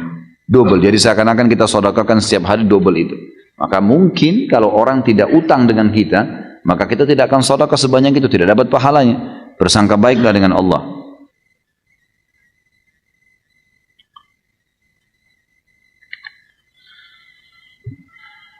Istri dan kedua anak saya suka mendengar ceramah Ustaz dari YouTube. Dan saya ikhtiar setiap Rabu datang ke Blok M Square untuk mengaji langsung dengan Ustaz. Pada kesempatan ini saya ingin bertanya terkait investasi yang saya sisihkan untuk alokasi pendidikan kedua anak saya di masa datang. Saat ini anak saya yang pertama berusia 9 tahun kelas 3 SD dan yang kedua berusia 6 tahun TKB. Pada tahun 2013 saya mengikuti instansi asuransi ya. Baik, nggak usah disebutin nama asuransinya ya. Dalam program syariah. Premi yang dibayarkan per tahun 6 juta. Sudah 3 kali saya store sehingga total 18 juta rupiah. Akan tetapi di tahun pertama ada biaya apa ini? Baik, sebesar 75% dan hanya 25% dijadikan sebagai investasi sehingga ketika pembayaran premi pertama 6 juta sejumlah 4.500.000 menjadi biaya. Hanya 1,5 juta yang jadi investasi. Di tahun kedua dan seterusnya 100% menjadi investasi. Singkat cerita, dari 18 juta yang sudah di store, hanya tinggal 10 juta dana yang tersedia sekarang. Dan itu pun kalau sekarang dananya saya tarik, ada biaya pembatalan polis sebesar 70%. Sehingga hanya akan ada sebesar 3 juta rupiah. Kalau asuransi syariah ini saya tutup sekarang. Jadi ini asuransi syariah ya. Pertanyaan, bolehkah saya lanjutkan pembayaran premi ini 5 kali lagi? Sampai tahun 2020 agar tidak terkena biaya pembatalan polis, padahal sekarang saya ragu kenapa asuransi syariah ada biaya-biaya seperti ini. Tentu saja boleh ya. Kalau misalnya mau dilanjutin karena dianggap mudarat lebih besar, boleh saja. Tetapi ini sudah bukan asuransi syariah, dan dari awal saya bilang subhanallah, asuransi ini nggak ada yang syariah ini, susah mau disyariahkan. Ini kalau asuransi syariah begini, kalau orang batal polis kena 70%, ini zalim, ini gharar. Double garar mar. Kalau ada bahasa lain luar biasa. Dan teman-teman sekalian, berhenti asuransi, berhenti. Nggak usah berasuransi ini teman-teman. Maaf saya bahasakan ini. Karena ini selalu ditanyain berulang-ulang. Asuransi itu hanya menjanjikan hal yang tidak terjadi mayoritasnya. Nanti kalau tabrakan, nanti kalau rawat nginap, nanti kalau anak anda sudah dewasa, kalau mati sebelum dewasa, kalau besok kita mati sekeluarga, kita nggak tahu. Atau asuransinya yang habis semuanya, kena bakar, hangus, dan seterusnya. Untuk apa teman-teman sekalian? Untuk apa? Mayoritasnya semua mendapatkan keuntungan. Asuransi ini perusahaan yang besar untungnya di dunia, gitu kan? Karena memang dari sekian banyak orang yang klaim, berapa orang yang klaim? Coba antum lihat, sedikit sekali yang klaim. Dan berapa banyak orang dari zaman dulu, miliaran manusia tidak ada asuransi hidup. Kenapa antum kayak ketakutan? Ini yang dijual jasa ketakutannya, gitu kan? Nanti kalau begini, nanti kalau begini, nanti berapa kali telepon saya tuh, telepon datang minta waktu luar biasa dikejar-kejar. Begini, begitu, begini. Saya bilang saya nggak ikut. Kenapa Pak? Haram dalam agama. Hanya saya bilang begitu. Haram. Oh ya haram ya Pak. Iya. Assalamualaikum, ditutup semuanya. Habis sudah dibilang saya nggak mau ikut. Kenapa Pak? Kenapa Pak? Dikejar terus. Nggak bisa. Allahu alam. Tentu kalau antum mau, kalau ini penanya ini mau sekalian melepaskan diri sudah aman, ya udah tarik aja. Dapat 3 juta ya sudah, apa boleh buat? Apa urusan dia mau melakukan perbuatan itu? Dan asuransi tidak ada hubungannya dengan investasi teman-teman sekalian. Tidak ada hubungan sama sekali. Apa hubungannya asuransi dengan investasi? Nggak nyambung, secara syar'i nggak nyambung ini. Tidak ada hubungannya asuransi dengan investasi, sama sekali. Kalau mau betul-betul investasi, perusahaan memang investasi, orang investasi lalu dikelola. Tapi kalau dia masuk asuransi dengan jaminan memberikan nanti kalau sakit, nanti kalau anaknya dewasa, nanti kalau begini, kemudian dengan alasan investasi dana, nggak nyambung, nggak ada tali penyambungnya, gitu loh. Nggak bisa. Investasi ya investasi, udah selesai. Investasi saja dibuka perusahaan, tidak usah dihubungkan dengan asuransinya, Allah alam. Tapi ini sudah pernah dibahas oleh para ulama. Kalau ada orang sudah terlanjur terlilit KPR riba, atau sudah terlanjur terlilit dengan asuransi yang ada ghararnya seperti ini, kalau dia tarik maka lebih merugikan. Bolehkah dia lanjutkan sementara memang itu merupakan kemampuan dia untuk mengambil haknya? Jawabannya boleh. Tapi ingat, kalau dilanjutkan pun sampai 2010 saudara, 2020 tadi, maka yang antum boleh tarik hanya yang antum store. Ya. Jadi jangan sampai kita lanjut sampai 2020 nih. Ternyata yang kita store misalnya 100 juta. Lalu karena sudah mencapai target tahunnya, kita akan mengambil dari perusahaan dari asuransi 200 juta. Ini apa alasannya nih? Gitu kan? Nggak bisa. Oh investasi, baik. Bapak pernah lihat nggak investasinya apa? Sektor real bukan? Dia masuk ke judi atau bukan nih? Haram atau enggak investasinya? Tanya, mana? Coba saya mau lihat. Oh sektor real ada perkebunan. Di mana perkebunannya? Saya mau lihat coba. Kebanyakan fiktif itu. Kebanyakan. Saya tidak katakan yang ini ya. Kebanyakan mereka tidak punya. Saya pernah datang begitu. Saya langsung katakan, Pak investasi gini-gini. Baik, di mana investasinya? Saya mau tahu. Oh di Jawa Tengah Pak. Di mana Jawa Tengah? Saya mau investasi, tapi saya mau tahu di mana tempatnya. Oh gini, nggak tahu. Nggak jelas gitu. Oh nanti saya tanyakan pada atasan saya. Baik, dari waktu itu sampai sekarang saya nggak pernah ditelepon lagi. Nggak jelas, dia nggak tahu di mana. Jadi kalau antum punya modal begini, subhanallah, punya 6 juta uang, lebih baik dimulai dengan usaha pribadi, mandiri, coba pelan-pelan, apa yang bisa dijual gitu kan, itu lebih baik. Atau tabung saja buat anak, murni, setahun 6 juta, alhamdulillah ditabung buat dia 6 juta per tahun, sudah alhamdulillah sangat bagus gitu kan. Ini sudah tadi saya jawab ya, bagaimana para ustaz akan asuransi yang tadinya diniatkan untuk menyisihkan biaya untuk pendidikan anak masuk SMP atau pesantren. Sudah ada dananya, boleh ke asuransi ini? Sudah saya jelaskan. Jadi Allah alam, saya sarankan penanya, dan jazakallah khair sudah datang di pengajian ini bersama istri dan anak. Mudah-mudahan insya Allah dicatat pahala oleh Allah Subhanahu Wa Taala. Dan saya sarankan pribadi, kalau tanya saran saya maka lepaskan diri dari situ teman-teman sekalian. Semua yang berbau gharar, yang berbau riba, yang berbau zalim, subhanallah pasti membuat dada sesak. Pasti membuat ada sesuatu yang kayak terikat gitu. Sesuatu yang sifatnya halal pasti pelong dada itu. Coba dipraktekin di lapangan. Dan subhanallah kalau saat kita terikat dengan sesuatu akad yang ada hukum minimal syubhanya dalam agama, itu kita kayak sulit untuk mendapatkan jalan keluar, kayak berpikir, kayak ini susah. Ada saya cobaan-cobaan juga datang. Coba keluar dari kemelut itu dan mulai coba dengan usaha apa, kayak usaha apa ya. Kalau nggak bisa ya nabung. Ingat teman-teman sekalian, semua anak kita itu hanya titipan. Pernah istri saya bilang sama saya, bagaimana kalau seandainya kita meninggal nih? Anak-anak bagaimana? Saya tanya balik, apa hak kamu kepada anak-anak ini? Apa andil kamu di anak-anak ini? Ada sesuatu? Kau yang lukis alisnya, kamu yang lukis matanya, kamu yang berikan dia lidah, kamu yang kasih dia nyawa? Enggak, baik. Apa andil kamu? Ada penciptanya. Kalau kamu sama saya mati, penciptanya akan mengurusnya. Sebagaimana kamu dan saya sekarang diurus setelah orang tua kita meninggal. Apa yang mesti ditakutin nih? Gitu kan? Jadi tidak usah terlalu jauh ke depan sana teman-teman sekalian. Bukan saya larang ya untuk punya sesuatu masa depan yang cemerlang, bukan. Tapi cemerlang yang jelas secara syar'i. Nabung lebih baik atau investasi di usaha tertentu lebih baik. Jadi kan? Kita yang bukain usaha, kalau tidak tabungin sampai insya Allah punya modal. Kalau antum bisa kasih 6 juta per tahun, anak antum sekarang masih SMP, anggap 6 tahun ke depan, 6 kali 6 sudah ada 36 juta kalau dia tamat SMA. Itu Masya Allah, sudah luar biasa itu, gitu kan? Mungkin bisa bantu biaya sekolahnya, ataupun mungkin dia nanti bisa dipakai sebagai modal, mulai dia berusaha masuk pasar, dia coba kenal dan seterusnya, itu lebih baik. Apa hukumnya apabila kita menjual barang yang tidak syar'i? Misal jual celana jeans ketat untuk wanita, atau jual kemeja lengan pendek untuk wanita, yang mana mereka memakainya untuk di luar, bukan untuk di dalam. Ini sebenarnya kalau mau, dia tidak langsung dikatakan haram ya. Kalau misal ada akhwat kita pakai jilbab besar gitu kan, dia jual busana muslim, tapi dia juga jual baju tidur, misal. Baju tidur, celana pendek, celana jeans ketat. Tujuannya agar muslimat yang masuk belanja di situ bisa pakai nanti di rumahnya dengan suaminya, gitu kan? Dia tahu itu pasarnya akan ke situ, yang belanja orang-orang ini, maka itu aman. Tapi kalau dia jual di umum pasar dan dia tahu akan dipakai oleh orang umumnya di jalan, apalagi dia tahu yang pakai ini nanti adalah orang jelas-jelas datang pakaiannya sudah kelihatan dan dia akan beli, ini bahaya sekali. Kalau Allahu a'lam, yang saya tahu ini haram, lebih baik jangan, lebih baik jangan. Dan alihkanlah ke busana muslim. Kenapa enggak jual busana muslim dan muslimah?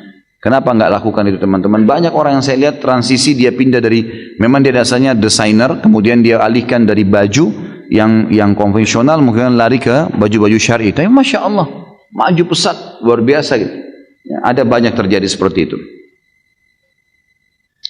Saya pegawai di salah satu bank konvensional. Setelah saya tahu jika bekerja di bank itu riba, saya berniat untuk berhenti. Tapi saya masih ragu karena sempat konsultasi ke beberapa teman bahwa dilihat dari manfaat bank itu lebih banyak daripada mudaratnya. Karena hampir seluruh perusahaan yang ada di Indonesia menggunakan jasa bank. Baik, kira-kira kalau antum meninggal dunia, antum akan bilang sama Allah apa nih? Ya. Oh, ini karena banyak manfaatnya buat orang. Lalu Allah cuma jawab satu, tapi saya haramkan. Kira-kira kita mau jawab apa? Urusannya mau manfaat bagi orang banyak atau tidak, intinya haram. Orang buka tempat perzinahan teman-teman, ingat ya, riba, zina, durhaka sama orang tua, dosa besar semua ini. Berarti levelnya sama. Untuk lebih memahami, bagaimana kalau ada orang bilang, saya buka jasa perzinahan untuk membiarkan, untuk memberikan manfaat kepada orang. Supaya orang mau melampiaskan syahwatnya bisa masuk di situ. Manfaat buat orang, tapi haram. Tanggung jawab hari kiamat. Nggak bisa. Sama halnya dengan ini teman-teman sekalian. Jangan pernah takut untuk meninggalkan sesuatu yang haram. Dan kalau teman-teman seperti ini, sudah sering saya jawab. Kalau antum sedang ada perasaan takut mau meninggalkan karena ini haram, datang ke seorang ustadz, saya mau tinggalkan nih, tapi saya nggak tahu nih, saya nggak tahu harus bagaimana nanti nama baik saya sudah terlanjur punya kerjaan, teman-teman saya, keluarga saya, kemudian saya juga sudah punya pendapatan, dan seterusnya lah, fasilitas kendaraan dan macam-macam. Kalau saya tinggalkan, maka martabat saya, nama saya, makanan saya, semuanya terganggu nih. Dan itu, seperti itulah. Lalu bagaimana hukumnya? Tetap, jawaban agama haram. Dan kalau anda mau lebih pasti, lebih aman, tinggalkan. Karena kalau tetap bertahan pada sesuatu yang haram, konsekuensi pembersihannya lebih lama. Sementara kalau dosa yang kita kerjakan saja, tidak kita tahu masih ada pembersihan, yang kita tahu sedikit juga pembersihannya ada. Apalagi kalau yang sudah besar, bertahun-tahun antum bertahan. Kemarin saya subhanallah waktu di Pontianak, pas lagi makan, tidak sengaja, seorang notaris saudara kita yang mengundang di Pontianak itu, kemudian makan siang di rumah makan Padang. Dia undanglah teman-temannya dia. Di antaranya kepala cabang bank konvensional di situ. Duduk depan saya. Lalu kemudian setelah makan diperkenalkan, oh ini kepala bank semua banyak. Ada syariah, ada yang konvensional. Mata saya nyorot ke yang konvensional nih. Saya tanya, Pak, tidak pengen berhenti ya Pak? Saya tanya gitu. Oh pengen sih Ustaz. Ini ditunjuk temannya notaris, saya nggak usah sebutin namanya. Ini Bapak ini tahu betul saya ingin berhenti. Terus kenapa nggak berhenti Pak? Iya, lagi mengatur strategi. Gitu. Baik. Kalau dalam mengatur strategi ini Bapak mati bagaimana? Ini di meja makan nih, saya ngomong gitu. Kalau Bapak mati sementara atur strategi, bagaimana tanggung jawabnya hari kiamat? Dia diam. Coba Bapak pikirin coba. Ingat Pak, prestasi dunia ini hanya akan kita tinggalkan di dunia.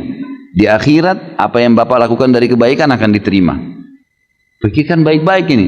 1 dirham riba, dalam hadis dikatakan lebih berat daripada 36 kali berzina. Riwayat lain lebih berat daripada berzina dengan ibu sendiri. Bapak sudah tahu belum itu? Iya Ustaz. Baik. Apa yang Bapak kira-kira mau lakukan sekarang? Nah, saya tanya gitu. Saya mau tinggalkan. Tapi kira-kira kiat-kiatnya Ustaz. Baik. Langkah pertama, kiat pertama Bapak keluar, saya bilang.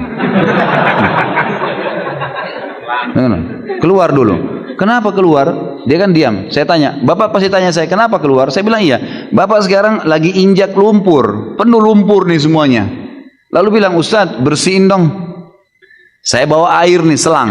Kalau saya siram, sementara Bapak di lumpur, tambah becek. Saya sampaikan hukum, Bapak masih tetap mau kerja di situ, tambah beban tuh. Pulang tambah terfikirkan, tambah ini. Jadi serba susah. Jadi caranya keluar dulu dari lumpur. Keluar di jalan, saya siram tuh. Bersih, keringin bisa lari. Gitu kan. Jadi harus keluar, nggak bisa enggak. Bapak harus keluar dulu gitu kan. Baru bisa jalan gitu. Dia bilang sebenarnya gini Pak. Saya bilang minimal Bapak pindah ke syariah. Saya bilang gitu. Iya sebenarnya mau Pak. Dan Bapak perlu tahu, dia bilang Pak Ustaz. Waktu bank syariah dibuka, begitu mau buka cabang di sini dia bilang, gitu kan? Semua ini yang konven ini mau pindah ke syariah semua. Sampai sekarang dikasih peraturan udah nggak bisa lagi. Jadi ini yang membuat masih tertahan. Baik, kiat pertama dari saya keluar. Kiat kedua, Bapak mulai memikirkan dari uang yang ada untuk buka usaha. Usaha-usaha. Yang ketiga, menjelaskan pada istri, pada anak supaya mereka tidak kaget tentang masalah haram. Ajak mereka supaya satu rumah semua kerjasama untuk itu. Yang keempat, bertawakal kepada Allah. Sudah. Kalau enggak nanti kalau mati bagaimana tanggung jawabnya? Allahu a'lam. Jadi seperti itulah kurang lebih nasihat saya kepada penanya tadi seperti saya sampaikan ke sana. Hukum kerja di perusahaan rokok. Siapa yang jawab nih? Haram. Semua pemerintah, semua dokter, semua ulama mengharamkan rokok. Bagaimana caranya kita mau bilang halal nih? Nggak bisa. Mau hidup dari mana? Hidup di bumi Allah. Hidup keluar bekerja ada asal mau. Masalahnya kita tidak mau. Ya. Ini penyakitnya harus dihilangkan teman-teman sekalian. Haram nggak boleh. Dari sisi mana halalnya coba? Nggak ada haram mutlak. Kalau halal, anggaplah ada satu dokter saja yang atau pemerintah yang tulis merokoklah karena Anda akan sehat. Silakan merokok, kerja di perusahaannya. Semua bilang bahaya, impoten lah, inilah, itulah, macam-macam. Gitu kan. Kasih foto yang sudah rusak, terbakar ini, saya nggak tahu. Masih juga mau. Saya nggak tahu, mungkin saya perlu beliin kacamata kali ini, supaya lihat jelas gitu kan. Maaf, jangan tersinggung temanku. Jadi kalau apa yang saya sampaikan tentang hukum syariah memang hukum agamanya, dan ini pasti kebaikan Anda. Saya sudah bilang kalau Allah Subhanahu wa taala menyampaikan kepada Anda malam ini berita, berarti Allah masih sayang kepada Anda. Wallahi masih disayang. Karena kalau tidak tahu malam ini, sampai kapan kira-kira mau tahu? Bagaimana kalau 10 tahun lagi baru tahu dan 10 tahun semuanya makan yang haram? Kan lebih berat hukumannya. Maka lebih baik malam ini dan jangan bekerja di situ. Kerja di tempat yang lain, keluar banyak pekerjaan. Semut di lubangnya Allah kasih rezeki. Bagaimana dengan ya manusia? Dahulu saya pernah kerja dan pernah mengambil apa yang bukan hak saya. Sekarang saya sangat menyesali semua itu dan saya mohon ampun sama Allah atas semua dosa itu. Ada keinginan untuk menemui orang yang saya zalimi dan berterus terang tentang dosa-dosa saya itu. Tapi saya enggak ada keberanian untuk melakukan semua itu. Apa saya harus jujur sama orang itu supaya dosa saya diampuni? Dari tergantung ya. Kalau materi yang antum ambil kayak benda ya, HP, mobil, apalah benda-benda uang, maka itu wajib dikembalikan. Wajib dikembalikan. Dan ini kata para ulama boleh disampaikan maaf tanpa menyebutkannya, tapi dikembalikan haknya. Tentu ini agak sulit. Lebih aman kalau bisa bahasakan, maaf ya, saya apa adanya. Saya betul-betul baru tahu agama dan ini saya dulu berbuat salah. Saya mengaku salah karena saya pernah mengambil barang kamu yang ini dan saya kembalikan. Barang itu bahkan sudah saya jual, kurang lebih nilainya sekian. Masih ingat dulu ada benda kamu hilang ini? Itu saya yang ambil dan ini haknya. Silakan saya berikan. Itu jauh lebih aman. Clear pada saat itu sama dia, clear sama Allah. Kalau mau lebih aman, gitu kan? Langsung selesai. Meninggal semenit kemudian masuk surga insya Allah. Gitu kan? Tapi kalaupun kita malu misalnya, kata ulama khusus materi ya, benda, maka yang harus kita lakukan adalah kita mengembalikan dengan cara tertentu. Seperti misalnya memposkan barang itu, gitu kan? Sambil juga kita menyampaikan maaf dengan cara tertentu yang memang secara umum, maaf ya kalau saya punya salah selama ini. Lalu kita mengembalikan barang itu walaupun dia tidak tahu. Yang penting sudah sampai ke dia. Ini ada pendapat ulama, tapi yang paling bagus adalah yang pertama. Kalau perusakan citra, ini nggak bisa teman-teman. Harus bilang sama dia, saya pernah menggibah kamu, saya pernah memfitnah kamu, harus dibahasakan. Nggak bisa nggak? Apa boleh buat? Memang harus begitu, resikonya. Lalu kemudian, tapi saya mau perbaikin, saya cuma mohon kamu ridhoi, maafin saya. Apapun konsekuensinya saya akan jalani. Baiklah, saya mau kau perbaikin nama saya lagi. Baik, saya usahakan maksimal, tapi maafin saya. Kalau kita sudah minta maaf teman-teman sekalian, kalau merusak citra, dan ternyata kita sudah tulus berusaha dan dia tidak mau maafkan, kita sudah aman sebenarnya. Asal ikhlas ya. Hari kiamat Allah SWT sudah maafkan. Tapi kalau materi tadi nggak bisa dikembalikan. Makanya tadi ini harus dibahasakan, ini harus dikembalikan. Allahu a'lam, itu yang saya tahu. Saya bekerja sebagai sales mobil di mana setiap transaksi banyak menggunakan sistem kredit dan menjadi masalah tidak semua customer menggunakan sistem syariah. Kira-kira bagaimana Ustaz? Tawarkan syariah. Usahakan antum punya relasi yang sangat kuat. Saya yakin teman-teman marketing nggak usah diajar lah. Bagaimana Anda bisa membuat barang itu laku, mobil itu laku, motor itu laku, maka kita juga bisa merayunya untuk bisa ke syariah. Caranya kita ketemu langsung ke cabang-cabang terdekat lalu bahasakan. Saya ini sering kedatangan konsumen satu hari 50 orang loh, 30 orang loh, 10 orang loh. Saya mau mereka ke bank syariah. Bagaimana penawaran Anda yang bagus buat saya? Coba diskusi.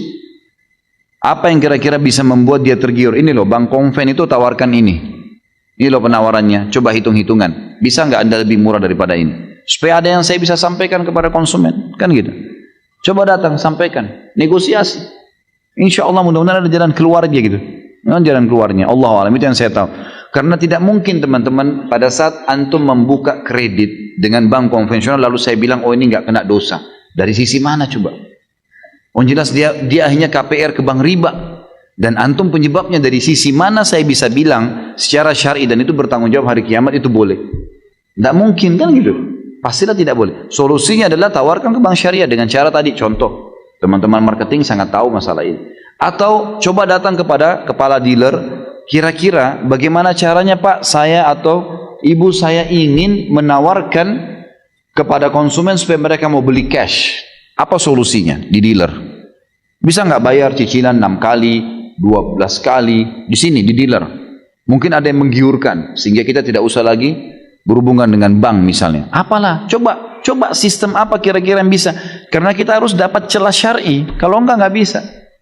Celah syar'i diantaranya itu mereka cicil sama dealer, atau kita giurkan dengan diskon yang besar, atau kalau dia beli cash, ya. Kemudian dia dikasih motor kah, dikasih apalah yang menggiurkan, daripada diskon kasih benda mungkin bisa lebih menarik. Misal contoh, itu semua hal-hal yang dibolehkan secara syar'i. Nah itu yang dilakukan. Selain daripada ini, Allahu a'lam, saya tidak tahu teman-teman sekalian. Subhanakallahumma bihamdika asyhadu an la ilaha illa anta astaghfiruka wa atubu ilaik. Wassalamualaikum warahmatullahi wabarakatuh.